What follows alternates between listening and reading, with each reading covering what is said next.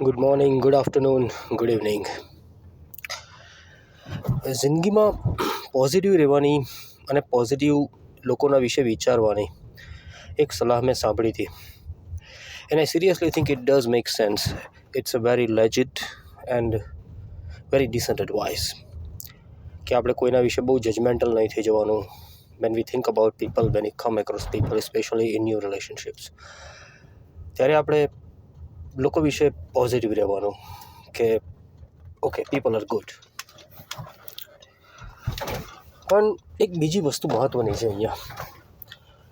ઘણીવાર તમે જ્યારે ખૂબ જ પોઝિટિવ રહો છો, માણસનું કોઈ પણ બીજું નેગેટિવ પાસું જોતા નથી, તો ઘણીવાર એવું બને છે કે તમે છેતરાઈ જાઓ છો. અને એટલા માટે આઈ બિલીવ કે પોઝિટિવ રહેવાની સાથે સાથે I think it's important to be alert, to be little bit smart, to be agile. થોડાક ચપળ રહેવાનું, થોડા ચાલાક રહેવાનું, થોડું ક્રિટિકલી વિચારવાનું. જ્યારે પણ આપણે કોઈ નવા સંબંધો બાંધીએ, અને હું ખાલી રોમાન્ટિક રિલેશનશિપની વાત નથી કરતો, હું વાત કરું છું બધી જ રિલેશનશિપ કે જેમાં આપણે લોકોની જોડે કોઈને કોઈ સંબંધ બાંધીએ છીએ. પછી ફ્રેન્ડશિપનો સંબંધ હોય, બિઝનેસનો સંબંધ હોય, કે પછી એઝ એ નેબર કોઈ સંબંધ હોય. બિકોઝ સમટાઈમ્સ શું થાય છે કે આપણે એવું માનીએ કે કોઈ મારું ખરાબ નહીં, હું કોઈનું ખરાબ નહીં કરું, હું કોઈના વિશે ખરાબ નહીં વિચારું, કોઈ મારા વિશે ખરાબ નહીં વિચારે. It doesn't work that way. It's a good thing to start with. એક સારું એવું ફ્રેમવર્ક છે, સ્ટાર્ટ કરી શકાય. એક સારી એવી સોચ છે, but it doesn't work all the time. બધી વારે કામ નથી કરતું ભાઈ. અમુક લોકો એવા હોય છે જિંદગીમાં તમને મળશે કે જે ખરેખર ખરાબ જ હોય છે. They are toxic, they are smart manipulators, they are the one who can exploit you. અને એ લોકો એવા હોય છે કે જે તમારી તમામ વસ્તુ લઈ લે છે તમારી પાસેથી. તમારી પાસે કશું આપવાનું રહેતું નથી ને ત્યારે તમને છોડીને જતા રહે. And then you will go in depression. કારણ કે તમને લાગે છે કે now I have been used, મારો યુઝ થઈ ચૂક્યો છે, અને હવે I have lost my own self respect. એમ આપણને એવું થાય કે આપણે આપણી જાતની સેલ્ફ રિસ્પેક્ટ ગુમાવી ચૂક્યા ત્યાં ક્યાંક ને ક્યાંક.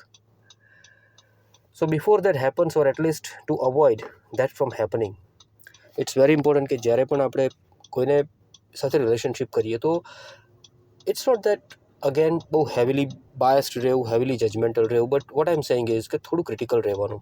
જો તમને કોઈ રેડ ફ્લેગ મળે, નાનામાં નાના રેડ ફ્લેગ્સ મળે માણસના વર્તન વિશે, એના કેરેક્ટર વિશે, તો make sure we kind of take them seriously. આપણે એ રેડ ફ્લેગ્સને સિરિયસલી લઈએ અને પછી એના વિશે થોડું વિચારીએ, થોડું પ્રોસેસ કરીએ, અને પછી એ માણસનામાં વિશ્વાસ કરીએ, અને પછી એ વ્યક્તિને આપણે જે પણ આપવું છે, એની સાથે જે પણ રિલેશનશિપ રાખવો છે એ રાખીએ. તો again I repeat, be positive, it's a good thing, but also be alert and be judgmental, and that will make your emotional life much easier. Of course બીજી બધી લાઈફ જે છે તમારી personal, it is going to be better as well, but mainly તમે emotional ટ્રોમામાં નહીં જાઓ, સ્ટ્રેસમાં નહીં જાઓ, ડિપ્રેશનમાં નહીં જાઓ, just because somebody has used you, somebody has manipulated you into something, somebody has exploited you, somebody has used you and then kind of completely discarded you. બરાબર છે.